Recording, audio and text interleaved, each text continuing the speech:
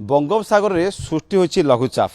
आसंता 48 घंटा भितर यह अधिक घनीभूत होबार संभावना मध्य रही।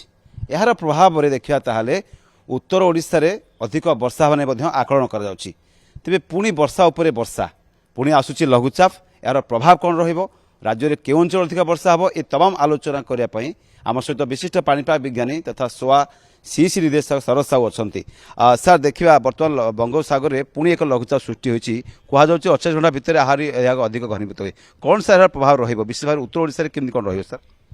नहीं सिस्टमटा बर्तमान जो रही उत्तर बंगोपसागर रही कि घूर्णिबलटा उत्तर पश्चिम बंगोपसागर आर्जेनिंग ओडिशा उपकूल रोचे उत्तर ओडिशा उपकूल वर्षा जोटा बर्तमान हम 2-3 दिन पे आपंकर विशेषकर उपकूल जिले में हम किंतु अन्य पार्टे हम केउंझर मयूरभंज एगुड़ा सब हम कारण हिल रोचे पवन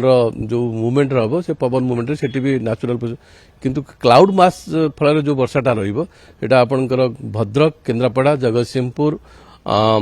कटक खोर्धा पुरी नयागढ़ गंजाम प्लस आपंकर अनुगुल ढेंकानाल जाजपुर यही पकेट रे वर्षा कोई जगह अधिक वर्षा हो पारे किंतु अदर पार्ट्स रे ओडिशा रे माने आपनकर स्पोराडिक रेन रहिबो विभिन्न पश्चिम जो लघुचाप प्रभाव रे सर देखिया वर्षा केबेठु आरंभ होबो आ केबे पर्यंत केते तारीख पर्यंत सर वर्षा हेबा पई गोटे पूर्वानुमान करा जाउची आज आफ्टरनून ठो वर्षा रे भी संभावना रहउची हबो किंतु स्पेल वाइज रेन रहिबो किंतु 14 तारीख की आफ्टरनून बा राति ठो वर्षार प्रभाव अधिक बढ़िबो सेतरे आपनकर बालेश्वर मयूरभंज केउंझर रे भी वर्षा रहिबो अधिक ता छडा भद्रक जाजपुर केन्द्रापड़ा ए पकेट रे भी वर्षा रहिबो ढेंकानाल अनुगुल हेकरी आपनकर बलांगीर सोनपुर बौद्ध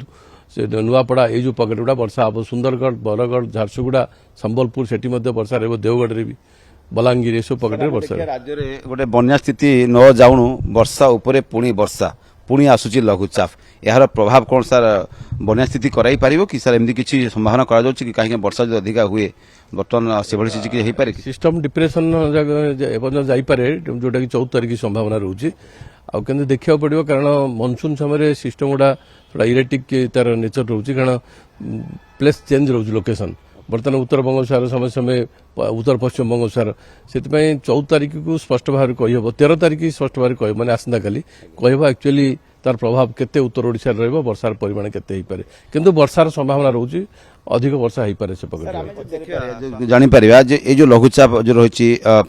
पश्चिम बंग एवं बांग्लादेश पाखापाखि रही जो बर्तमान सृष्टि होती यार प्रभाव में सर ओडिशा केउं जिले बेसी वर्षा हम नहीं बर्तमान तो वर्षा कहली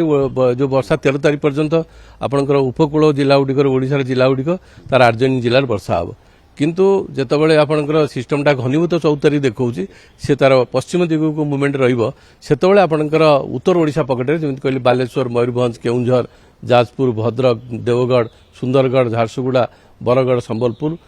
सोनपुर बौद्ध एगुड़ा सब पकेट रे वर्षा हम तथापि सेंट्रल ओडिशा जो रोची अनुगुल ढेंकानाल आपनकर सोनपुर बौद्ध कलाहांडी सेठी भी वर्षा किसी प्रभाव वर्षार संभावना रही जहाँ सरस साहू कहते जे बंगोपसागर सृष्टि होता लघुचाप आसंता 48 घंटा भितर अधिक घनीभूत हम ना तार पवन जो रही गति केउंड जीव ता स्पष्ट हम जो पूर्वानुमान कर प्रभाव में उत्तर ओडिशा और पार्श्ववर्ती जिला गुड़िक प्रबल वर्षा पूर्वानुमान कर